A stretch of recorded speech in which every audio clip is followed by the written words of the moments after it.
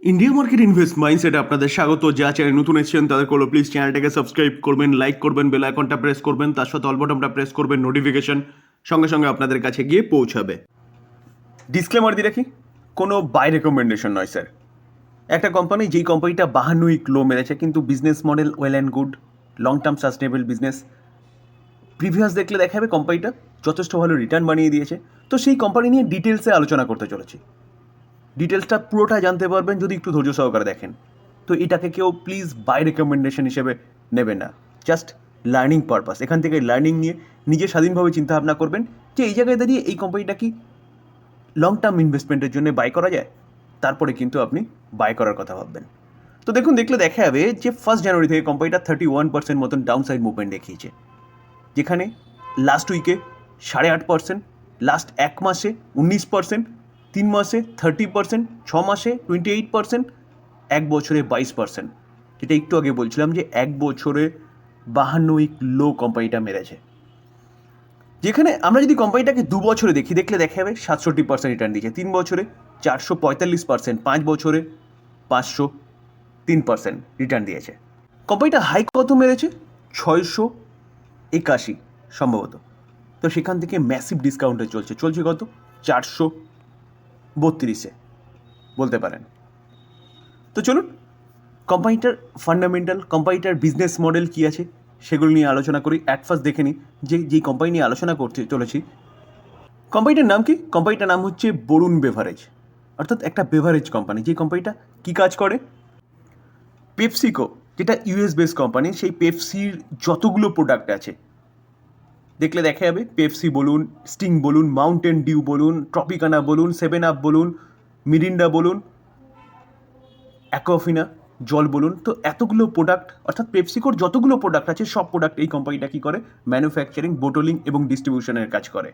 দেখলে দেখা যাবে ইন্ডিয়ার multi national company, manufacturing, bottling and distribution beverage, যেখানে বলা হচ্ছে it is the largest bottling company of PepsiCo. কোম্পানিটার জন্ম হয়েছে 1995 সাল থেকে। তো 1995 সাল থেকে কিন্তু এই কোম্পানিটা কাজ করছে। হেডকোয়ার্টার কোথায়? হরিয়ানা, ইন্ডিয়া। তো দেখলে দেখা যাবে শুধু ভারতের মধ্যে এই কোম্পানিটা সীমাবদ্ধ নয়, কিন্তু ভারতের বাইরেও এই কোম্পানিটা তার বিজনেস বিস্তার করেছে। যেমন India, Nepal, Sri Lanka, Madagascar, Congo, Morocco, Zimbabwe, Mozambique, Tanzania, Ghana, Zambia, South Africa, Botswana এবং নামিবিয়া। তো এতগুলো দেশে কিন্তু কোম্পানিটা কাজ করছে। কি কাজ করছে? পেপসিকোর প্রোডাক্ট নিয়ে কাজ করছে। সফট ড্রিঙ্কসের সাথে কোম্পানিটা কুরকুরে এবং পপকর্ন এটা নিয়েও কিন্তু কাজ করছে, যেটা কিন্তু পেপসিকোরই প্রোডাক্ট। তো কোম্পানিটা যে বিজনেস করছে সেই বিজনেসটা কিন্তু লং টার্ম সাস্টেনেবল বিজনেস, এবং এই বিজনেসটা চলবে।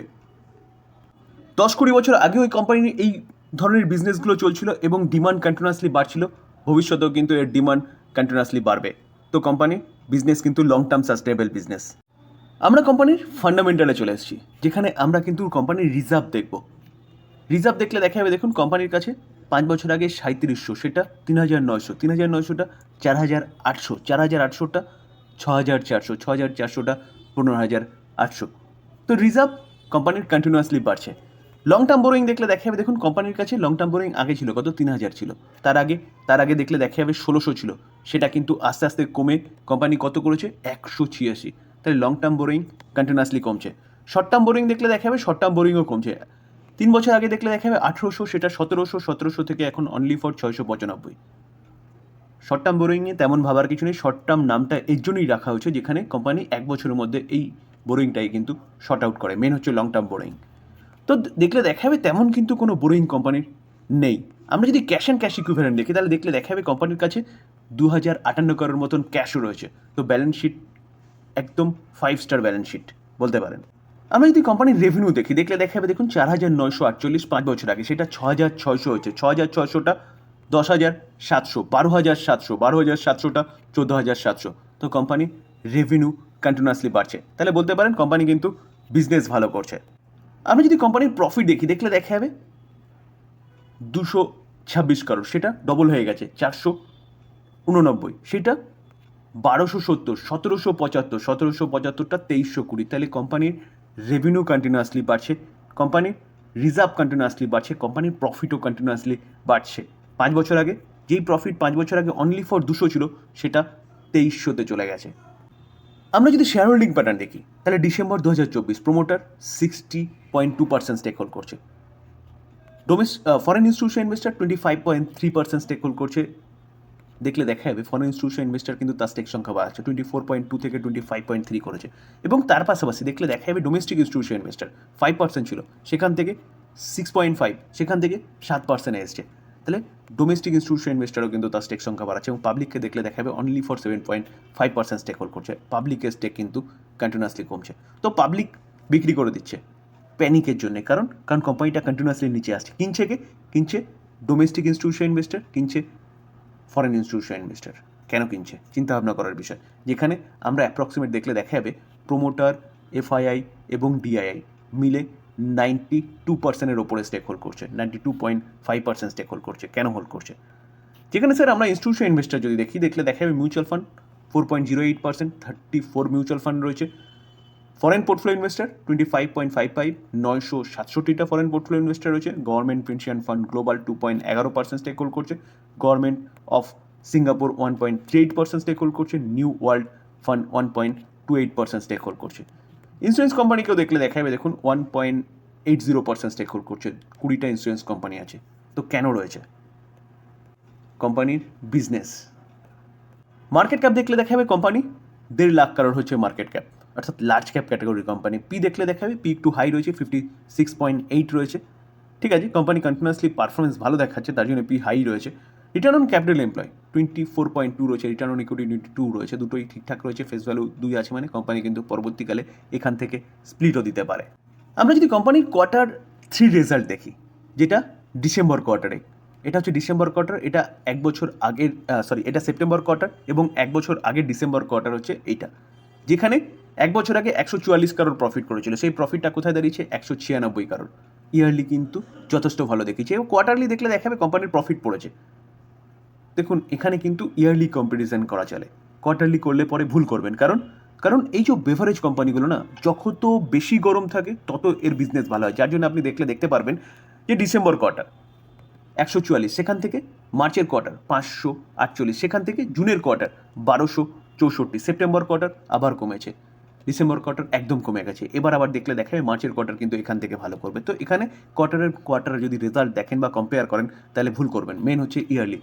তার আগে দেখলে দেখা যাবে দেখুন ঠিক অ্যাজ ইট ইজ, এটা হচ্ছে ডিসেম্বর কোয়ার্টার ছিল 2023-এ, তারপরে মার্চের কোয়ার্টার, তারপরে জুনের কোয়ার্টার, তারপরে সেপ্টেম্বর কোয়ার্টার, তারপরে আবার 144 ডিসেম্বর কোয়ার্টার। তো সেই জায়গায় দাঁড়িয়ে কিন্তু এইভাবেই কাজ করে এই কোম্পানির প্রফিটেবিলিটি।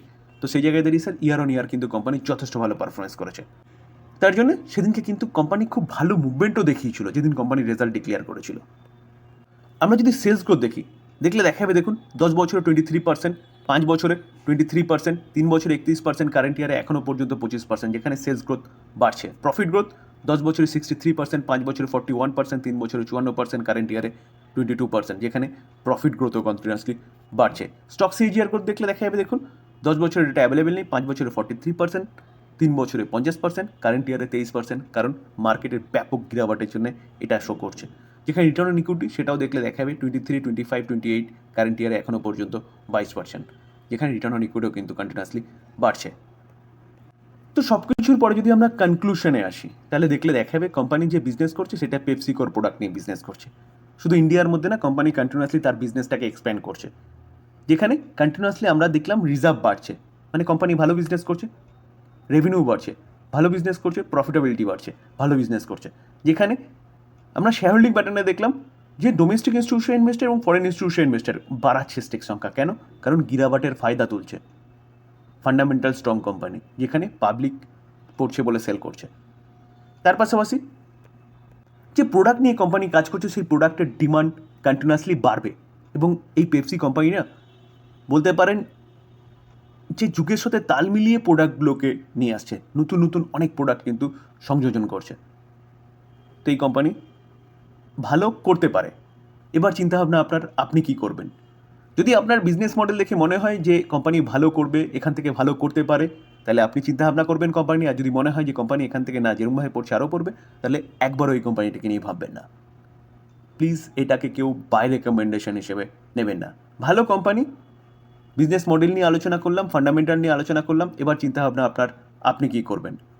আলোচনা এই পর্যন্ত। যদি ভালো লাগে, যা চ্যানেল নতুন এসেছেন তাদের প্লিজ চ্যানেলটাকে সাবস্ক্রাইব করবেন, লাইক করবেন, বেল আইকনটা প্রেস করবেন, তার সাথে অলবটনটা প্রেস করবেন, নোটিফিকেশন সঙ্গে সঙ্গে আপনাদের কাছে গিয়ে পৌঁছাবে। থ্যাংক ইউ, ভালো থাকবেন।